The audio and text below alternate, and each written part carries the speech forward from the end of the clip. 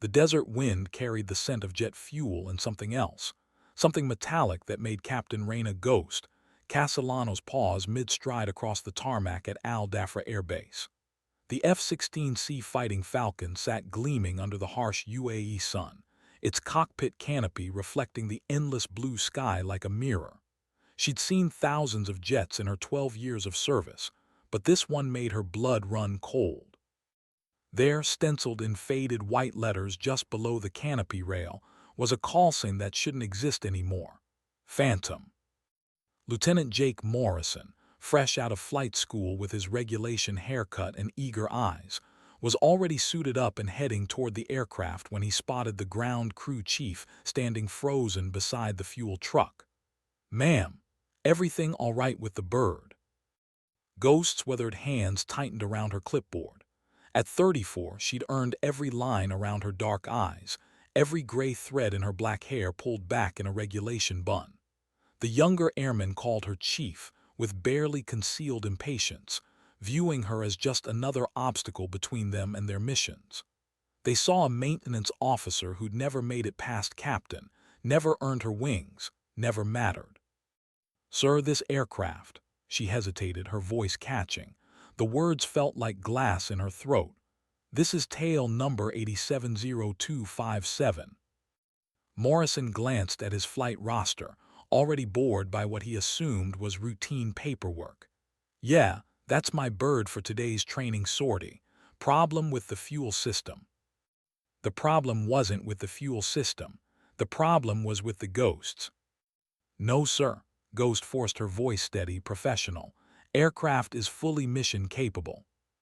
But as Morrison climbed the ladder toward the cockpit, Ghost noticed something else that made her stomach drop.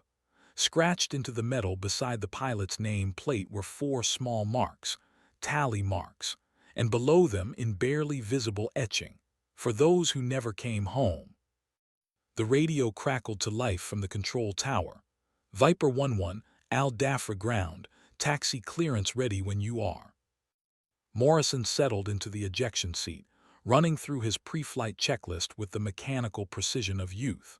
He had no idea that the woman standing below him had once occupied that very same seat, had once carved those marks herself, had once been the pilot everyone whispered about, the one who'd earned the call sign Phantom for appearing where the enemy least expected and vanishing before they could react. He had no idea that Captain Reyna Castellanos wasn't just the ground crew chief. She was the pilot who'd never come home. The turbine began its familiar whine as Morrison started the engine, completely unaware that he was sitting in a machine that held more secrets than the classified mission briefings locked in the squadron commander's safe. Ghost stepped back from the aircraft, her hand unconsciously moving to the dog tags hidden beneath her uniform, tags that bore a rank and a name that officially no longer existed. In 12 minutes, everything would change. The F-16's engine note shifted from whine to roar as Morrison completed his engine run-up, each mechanical sound cutting through Ghost like a blade through memory. She'd heard that exact sequence 10,000 times, had felt the vibration in her bones during countless sorties over Iraq, Afghanistan, and Syria. But standing on the concrete, instead of sitting in the cockpit, felt like watching her own funeral. "Viper 11, you're cleared for taxi to runway 9 right." The tower controller's voice crackled across the flight line. Ghost keyed her handheld radio. "Tower, ground crew chief Castellanos. Request permission to monitor training frequency." There was a pause. She could practically hear the controller's confusion. Ground crew chiefs didn't monitor training frequencies. That was pilot territory. Chief Castellanos, say again your request." "Permission to monitor Viper 11's training frequency. Aircraft maintenance oversight." The lie came easily after years of practice. "Copy, Chief. Cleared to monitor." Morrison's voice came through crisp and confident. "Al Dafra ground, Viper 11 ready for takeoff, requesting immediate departure to training area Bravo." Ghost watched the F-16 taxi toward the runway, its gray and green camouflage paint scheme rippling in the heat waves rising from the tarmac. She remembered when that same aircraft had worn different colors, the muted grays of a stealth configuration that officially didn't exist, for missions that never happened, in places that weren't supposed to be on any map. The aircraft held its position at the runway threshold, canopy glinting like a jewel as Morrison completed his final checks. Ghost found herself unconsciously mouthing the checklist items along with him. Flight controls, check. Engine parameters, check.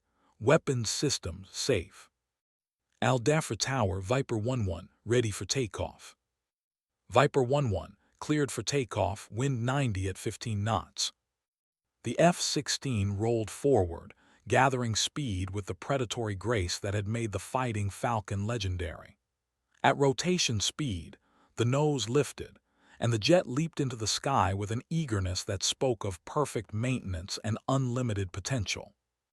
Ghost lowered her radio, watching the aircraft climb into the desert sky until it became just another speck against the endless blue. But her mind wasn't tracking this training flight. It was remembering another takeoff, 3 years ago, when she'd been the one in that cockpit, climbing toward a mission that would end her career and nearly her life. The mission that had made her a ghost. Staff Sergeant Williams approached from behind, tablet in hand. "Chief, we've got the 1400 sortie prep to start. Captain Morrison's bird won't be back for 2 hours. "Copy that, Williams." She forced herself to focus on the present, on the endless cycle of maintenance and preparation that kept the squadron flying. "Let's get Charlie Flight ready for their afternoon training." But even as she walked toward the next aircraft, Ghost couldn't shake the feeling that something was wrong. Morrison was a good pilot, competent, by the book, safe. But the desert had a way of changing things, and that F-16 carried more than just fuel and training ordnance. It carried secrets that some people would kill to keep buried. 15 minutes into his flight, Lieutenant Morrison was beginning to understand why the older pilots spoke about the desert with a mixture of reverence and unease. The landscape below stretched endlessly in shades of brown and gold, broken only by the occasional wadi or the geometric precision of oil installations. At 25,000 feet, the world seemed both infinite and claustrophobic. Viper 1-1, Al-Dafra approach. Contact training control on 347.8 for your exercise. Copy, switching to training control.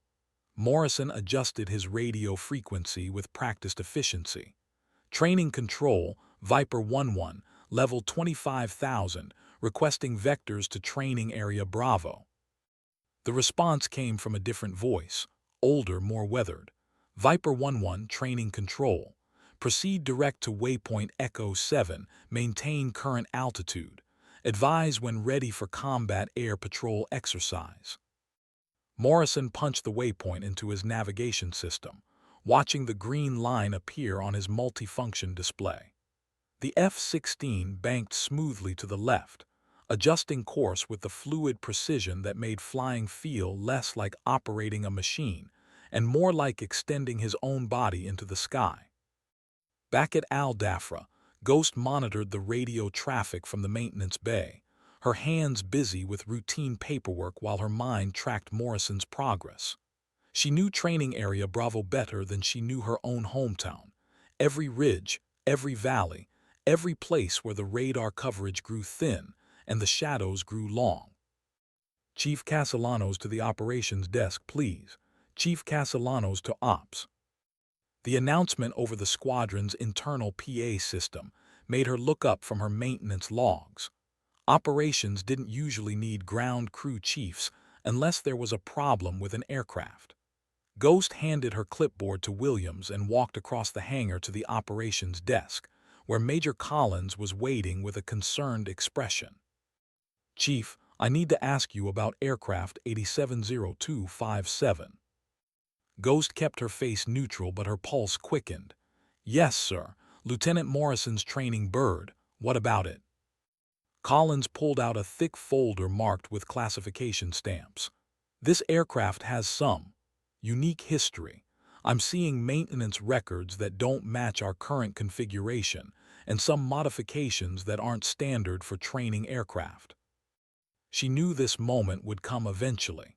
The F-16 had been through too many covert modifications, too many classified upgrades, to remain invisible forever. Someone was bound to notice that the aircraft specs didn't match the paperwork. Sir, I need to review the specific discrepancies you're referring to. The radar warning receiver, for one. This bird has an ALR-93 system that's not supposed to exist on training aircraft, and these engine modifications. Collins flipped through pages of technical data.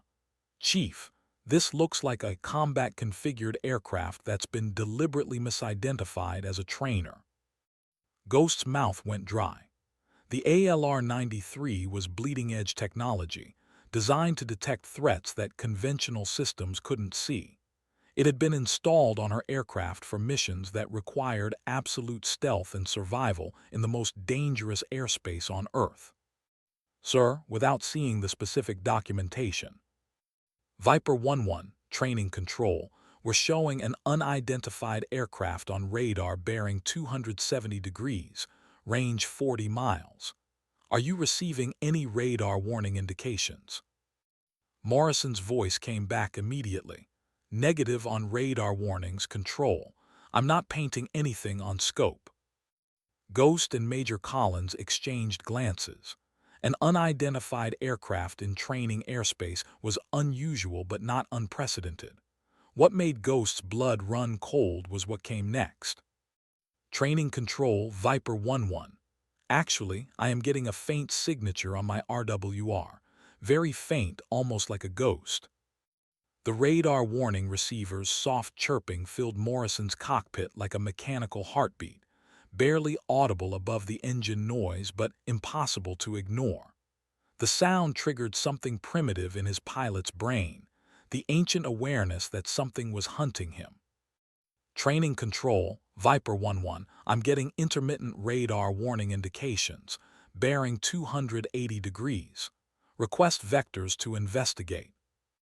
The response took longer than usual, and when it came, the controller's voice carried a tension that hadn't been there minutes before. Viper 11, negative on investigation vectors. Maintain current heading and altitude. We're checking with higher authority. Morrison's training kicked in automatically. Unidentified aircraft, radar warnings, and controllers suddenly going cautious meant potential threats. He ran through his tactical checklist while maintaining his flight path, eyes scanning both his instruments and the empty sky around him. The RWR chirped again, stronger this time, and Morrison caught a glimpse of something that made his heart skip. A brief radar return, almost at the edge of his detection range, moving fast and low. Too fast and too maneuverable to be a commercial aircraft. Training control, Viper 11, I have radar contact bearing 285, range 35 miles, altitude unknown. Contact appears to be military aircraft. Request identification. At Al Dafra, Ghost was already moving toward the door when Major Collins grabbed her arm. Chief, where are you going? Sir, if there's an unidentified aircraft in our training area, I need to coordinate aircraft recovery procedures. That's not your job, Chief. That's operations. Ghost looked at Collins with eyes that had seen too much combat and too much loss to be intimidated by rank. Sir, with respect, if that unidentified contact is what I think it is, Lieutenant Morrison is going to need all the help he can get. Collins studied her face, seeing something there that made him release her arm. What do you know that you're not telling me, Chief? Before she could answer, Morrison's voice crackled over the radio with barely controlled tension. Training control, Viper 11, the unidentified aircraft is closing on my position. I'm showing multiple radar contacts now, bearing 280 through 300 degrees. Request immediate vectors to nearest friendly base. Viper 11, maintain heading. Do not deviate from assigned altitude. Morrison's response carried the edge of a pilot who knew the rules but also knew when to break them. Control, I'm being bracketed by unknown aircraft. I need clearance for evasive maneuvers. Ghost keyed her handheld radio. Training control, ground crew chief Castellanos. Aircraft 870257 has enhanced defensive systems. Lieutenant Morrison may not be aware of his aircraft's full capabilities. The silence that followed her transmission seemed to stretch forever. Finally, Collins grabbed the radio from her hand. Chief Castellanos, you are not authorized to communicate with aircraft on training frequency. But the damage was done. Morrison had heard her transmission, and his voice came back sharp with new understanding. Control, say again about enhanced defensive systems. My aircraft briefing didn't mention any special capabilities. Ghost watched Collins struggle with the decision she knew was coming. The lieutenant was flying blind into a situation that required knowledge he didn't have, in an aircraft whose true capabilities were buried in classified files. Men were about to die because of secrets and protocol. Training control, Viper 1-1, I'm detecting missile lock-on warning. Multiple threats, multiple bearings. I am taking evasive action. The desperation in Morrison's voice cut through the radio static like a scream. The F-16 rolled hard left as Morrison threw the aircraft into a defensive spiral, G-forces crushing him back into his ejection seat, while the radar warning receiver screamed warnings that his training had never fully prepared him for. The cockpit displays painted a picture of electronic chaos, multiple threat indicators, jamming signals, and radar signatures that belonged in a textbook on advanced enemy capabilities, not in a routine training flight over the UAE. Training control, Viper 1-1 is defensive. I repeat, Viper 1-1 is defensive. Multiple SAM sites active, multiple aircraft threats requesting immediate support. Ghost broke away from Major Collins and ran toward the operations center, her boots echoing off the hangar floor. Behind her, she could hear Collins shouting orders into his radio, but his words were lost in the rush of blood through her ears. Morrison was about to die, and she was the only person who might be able to save him. The operations center buzzed with activity as controllers tried to make sense of what was happening in Training Area Bravo. Ghost pushed through the crowd of officers and enlisted personnel until she reached the senior controller's position. Sir, I need to talk to Viper 1-1 directly. Chief, you need to clear the ops center immediately. This is a combat situation.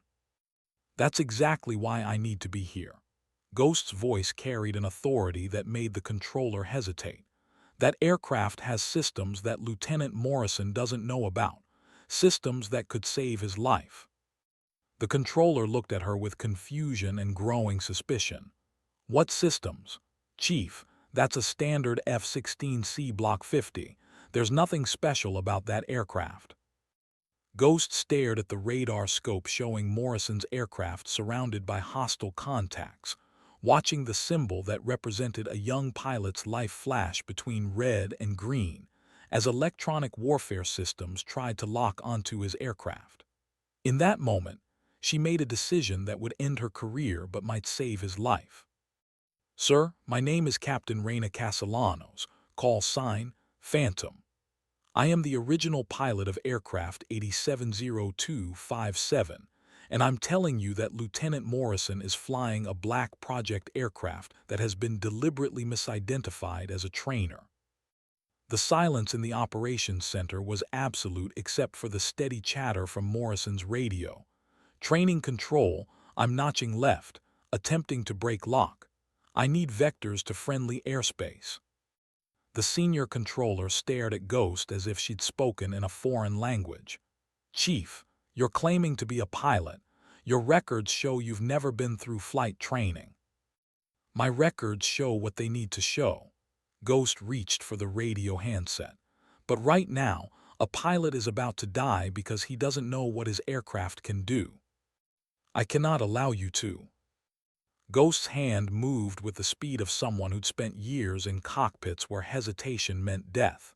She keyed the transmit button before anyone could stop her. Viper 1-1, this is Phantom. You need to listen very carefully to what I'm about to tell you. Morrison's voice came back immediately, strained with G-forces and adrenaline. Who is this? Training control, I didn't copy that last transmission. Lieutenant Morrison, your aircraft has a stealth mode that's not in your flight manual. Look for a switch marked EMCON on your left console, just below the threat warning display. The operations center erupted in shouting as officers tried to grab the radio from Ghost's hands, but she held on with the grip of someone who'd learned to never let go of anything that might save lives. I see it. There's a guarded switch labeled EMCON3. Is that what you're talking about? That's it. Flip the guard up and toggle the switch. Your RWR will go quiet, but you'll disappear from their scopes. Morrison's thumb found the guarded switch Ghost had described, and for a heartbeat, he hesitated. His training screamed against activating unknown systems in an aircraft, but his training had also never prepared him for being hunted by multiple threats in what was supposed to be empty airspace. The radar warning receiver continued its urgent chirping, and through his canopy, he caught a glimpse of something that made his decision for him. The contrail of an incoming missile, white against the blue desert sky. He flipped the guard and toggled the switch. The change was immediate and terrifying. Every electronic system in his cockpit seemed to shift frequency, displays flickering as the aircraft's signature suddenly became something else entirely. The RWR went silent, his radar scope cleared, and even the engine notes seemed to change as exhaust baffles adjusted automatically to reduce his thermal signature. Control, Viper 1-1. What just happened? My displays just went dark. Ghost keyed the radio again, fighting off the hands trying to wrestle it away from her. You're in stealth mode, Lieutenant. Your aircraft is now invisible to conventional radar. The threats can't see you, but you can't see them either. You need to navigate by GPS and get out of that area immediately. Who is this? How do you know about my aircraft systems? Major Collins finally managed to grab the radio from Ghost's hands, but not before she transmitted one more time.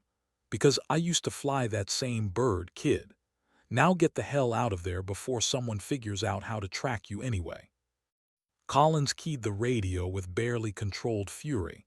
Viper 1-1, disregard unauthorized transmissions. This is Al-Dafra operations.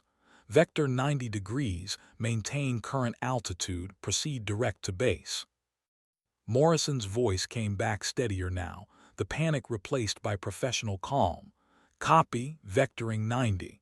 Control, I'm still in some kind of stealth configuration. My displays are showing systems I've never seen before. Viper 1-1, maintain current configuration until you reach base airspace. We'll have maintenance teams standing by. Ghost found herself surrounded by security personnel and officers, but her attention remained focused on the radar scope. Morrison's symbol had disappeared completely.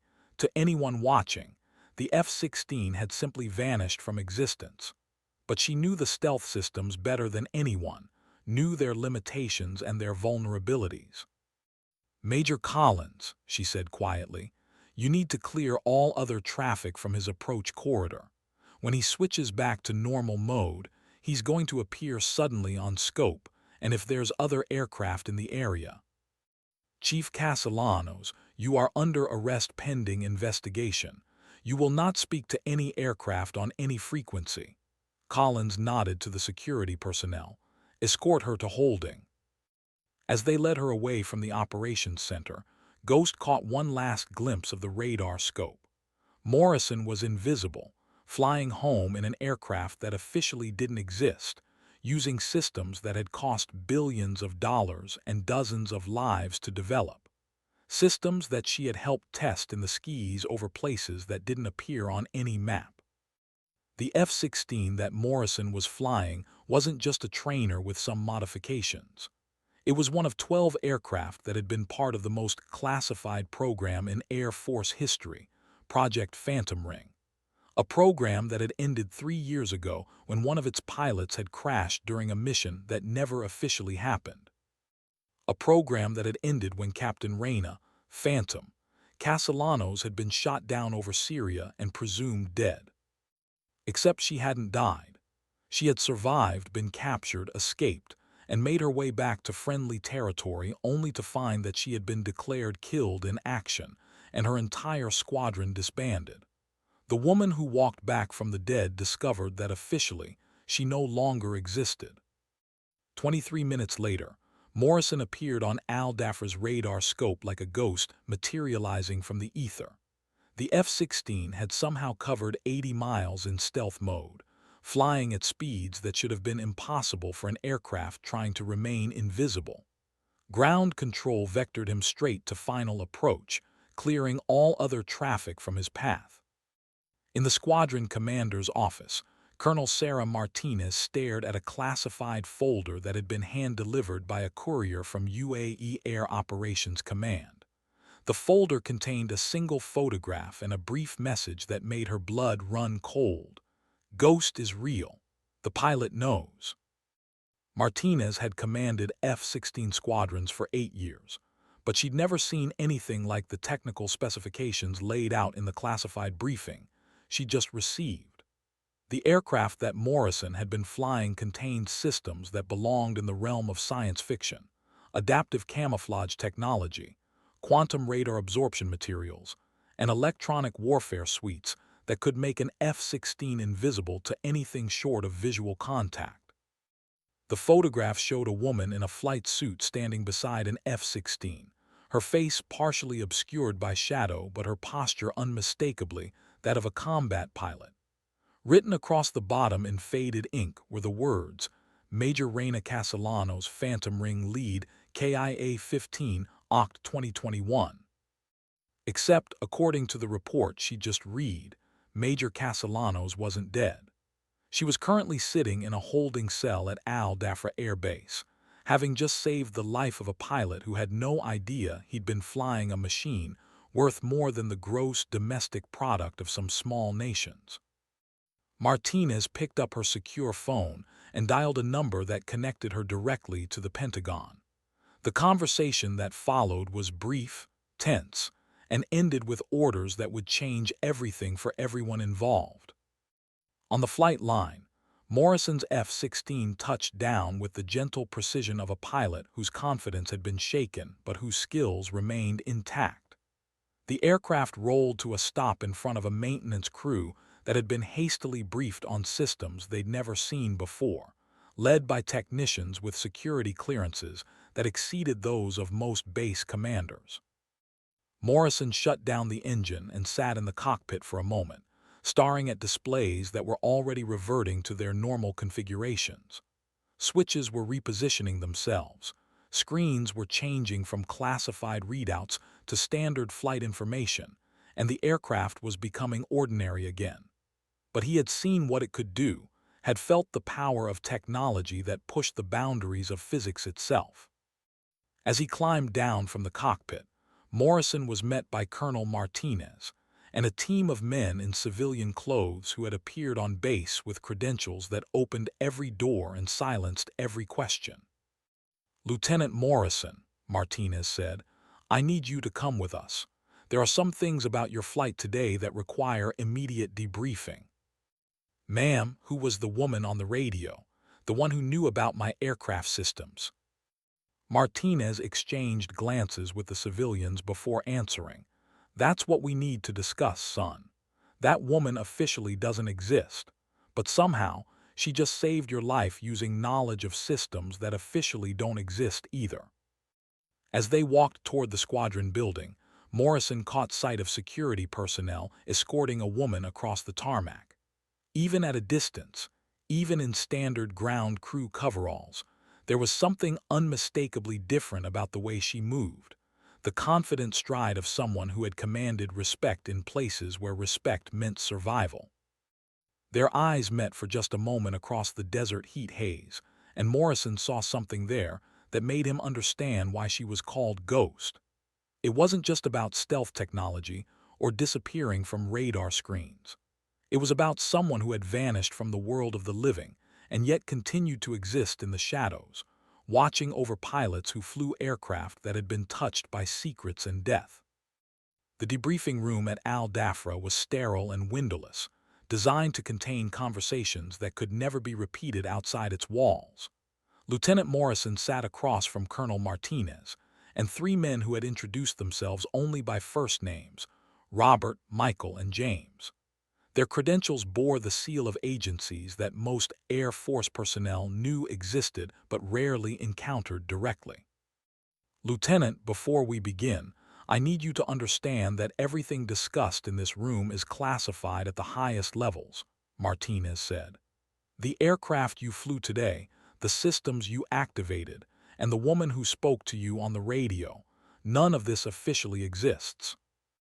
Morrison nodded, though his mind still struggled to process what had happened. Ma'am, I've been flying F-16s for 2 years. That aircraft, it wasn't like anything I've ever experienced. The stealth mode, the electronic warfare systems, even the way the engine responded, it was like flying a completely different machine. Robert, the oldest of the three civilians, leaned forward. What exactly did the woman on the radio tell you about the aircraft? She called herself Phantom. She knew about the EMCON switch, knew about the stealth capabilities, knew exactly how to save my life. Morrison paused. She also said she used to fly that same aircraft. The maintenance records show that Captain Reina Castellanos has been the ground crew chief for that aircraft for the past 3 years, Martinez said. There's no indication in her file that she's ever been through flight training. James, the youngest civilian, opened a tablet and turned it toward Morrison. Lieutenant, does this woman look familiar? The photograph on the screen showed a woman in a flight suit standing beside an F-16. But this wasn't the maintenance uniform Morrison had seen on the tarmac. This was a combat pilot in full gear, with the confident bearing of someone who belonged in the cockpit of a fighter aircraft. That's her, Morrison said immediately. That's the woman I saw today, but that's not possible. She's ground crew. This photograph was taken 4 years ago at a classified facility in Nevada, Robert explained. The woman you see here is Major Reina Castellanos, test pilot for Project Phantom Ring. She was killed in action over Syria on October 15, 2021. Morrison stared at the photograph, then looked up at the faces around the table. But she's not dead. She's here. She saved my life today. Michael spoke for the first time, his voice carrying the weight of secrets that had shaped policy at the highest levels. Lieutenant, Project Phantom Ring was the most classified program in Air Force history. 12 F-16s were modified with technology that pushed the boundaries of what's possible in aerial warfare. The pilots who flew these aircraft were handpicked from the best combat veterans in the service. Major Castellanos was the program's lead test pilot, Robert continued. She flew missions that took her into airspace where conventional aircraft couldn't survive. But on her final mission, her aircraft was shot down deep in Syrian territory. The official report lists her as killed in action, body unrecovered. Martinez placed another folder on the table. 3 months after she was declared dead, a woman matching her description appeared at a refugee camp in Turkey. She had no identification, claimed to have no memory of how she'd gotten there, and was eventually processed through normal civilian channels. She disappeared from the refugee system 6 months later. 2 years after that, James added, a woman named Reina Castellanos applied for enlistment in the Air Force as ground crew. Her background check showed no prior military service, no flight training, but exceptional mechanical aptitude.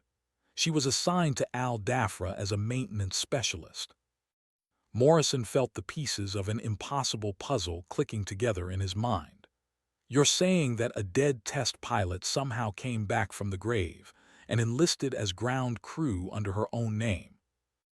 We're saying that the woman who saved your life today has knowledge of systems that only one person should possess, Robert replied. And that person is officially dead. The room fell silent except for the whisper of air conditioning and the distant sound of aircraft operations outside. Morrison stared at the photograph again, remembering the voice on the radio, the calm confidence of someone who knew exactly how to handle a crisis that would have killed him. "What happens now?" he asked. Down the corridor from the debriefing room, Ghost sat in a holding cell that was more like a small office than a prison. The walls were painted institutional beige, and the single window looked out onto the flight line, where she could see the F-16 she had once called her own being examined by technicians with security clearances that rivaled those of cabinet members.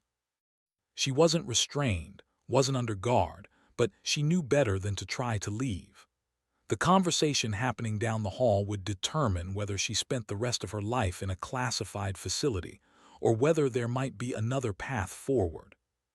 The door opened, and Colonel Martinez entered alone, carrying 2 cups of coffee and a thick folder marked with classification stamps.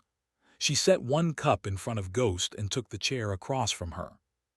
"Reina," Martinez said, using her first name deliberately, "it's time for some honesty." Ghost wrapped her hands around the warm coffee cup and studied Martinez's face. The colonel was younger than she was, but carried herself with the authority of someone who had earned respect through competence rather than politics. "What do you want to know, ma'am?" "I want to know how a test pilot who was killed in action 3 years ago ended up as a maintenance chief at my base, and how she happened to save the life of a pilot who had no business flying a classified aircraft." Ghost took a sip of coffee, buying time to decide how much truth she could afford to share. "The aircraft was never supposed to be used for training flights. When I saw Morrison suiting up, I knew something was wrong." "That's not what I asked." Martinez leaned forward. "I asked how you survived being shot down over Syria, how you made it back to friendly territory, and why you chose to enlist under your own name instead of revealing who you really are." The question Ghost had been dreading for 3 years hung in the air between them. She had rehearsed answers, had prepared explanations that mixed truth with necessary deception, but sitting across from a fellow officer who deserved better than lies, she found herself telling the truth. "I was captured," she said quietly, "held for 3 months in a facility outside Damascus. The people who held me were very interested in the aircraft I'd been flying, very interested in the technology that made it work." Martinez's expression didn't change, but Ghost saw the slight tightening around her eyes that indicated full attention. "I told them nothing," Ghost continued, "but they learned things anyway just from having pieces of the aircraft. When I escaped, I knew that Project Phantom Ring was compromised. The technology we'd spent years developing was no longer secret. So you let yourself remain dead, rather than expose the security breach." "I let myself remain dead because I knew there were people in our own government who would rather eliminate witnesses than admit that our most classified program had been penetrated." Ghost met Martinez's eyes directly. "Ma'am, I love this country enough to die for it, but I also love it enough to live invisibly for it when that's what's required." Martinez opened the folder and spread photographs across the table. Images of F-16s in various configurations, technical diagrams of systems that pushed the boundaries of physics, and personnel files for 12 pilots who had been part of something extraordinary. 11 of these pilots are confirmed dead," Martinez said. "Killed in action, training accidents, or classified operations that went wrong. You're the only survivor of Project Phantom Ring." Ghost studied the photographs, seeing faces of men and women she had flown with, trained with, trusted with her life. Warriors who had pushed the envelope so far that they'd paid the ultimate price for advancement in military capability. "That's why I couldn't let Morrison die," she said. "He's just a kid flying an aircraft that's killed better pilots than he'll ever be." The knock on the debriefing room door interrupted Lieutenant Morrison's growing understanding of how deeply classified his morning flight had become. Colonel Martinez entered, followed by the woman he now knew as Major Reina Castellanos, and the temperature in the room seemed to drop several degrees. The three civilians, Robert, Michael, and James, studied Ghost with the intensity of scientists observing a specimen that shouldn't exist. Morrison saw them taking in every detail of her appearance, her bearing, her reaction to being in the same room with people who had the power to make her disappear permanently. "Gentlemen," Martinez said, "I'd like you to meet Major Reina Castellanos, the pilot of aircraft 870257 from October 2018 through October 2021. Ghost remained standing at attention, though no one had ordered her to do so. Morrison could see the steel in her spine, the discipline of someone who had learned that survival sometimes depended on maintaining military bearing, even when the military had officially forgotten you existed. Robert was the first to speak. "Major, our records indicate you were killed in action on October 15, 2021. "Your records are incorrect, sir," Ghost replied, "as you can obviously see." "What our records show," Michael interjected, "is that a classified aircraft was lost over Syrian airspace during an unauthorized mission, along with its pilot. The aircraft wreckage was never recovered, and no pilot was ever found." Morrison watched Ghost's face carefully, seeing the micro-expressions that revealed the cost of maintaining secrets for 3 years. This woman had survived something that would have broken most people, had endured captivity, and then chosen to live in the shadows rather than expose operations that could affect national security. "The mission wasn't unauthorized," Ghost said quietly. "It was off books, which is different. There are operations that happen above the level where authorization means anything." James La,